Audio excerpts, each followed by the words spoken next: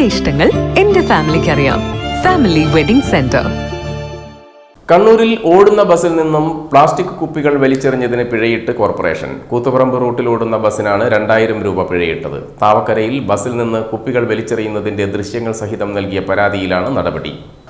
ഓടുന്ന ബസ്സിൽ നിന്ന് ആദ്യം ഒരു പ്ലാസ്റ്റിക് കുപ്പി പുറത്തേക്ക്, പിന്നാലെ കുപ്പികൾ ഒന്നിനു പിന്നാലെ ഒന്നായി പുറത്തേക്ക് വന്നു.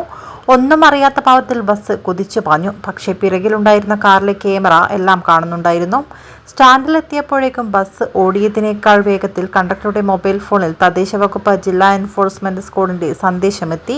പൊതിയെടുത്ത് പ്ലാസ്റ്റിക് മാലിന്യം തള്ളിയതിന് പിഴയടയ്ക്കാനായിരുന്നു നിർദ്ദേശം.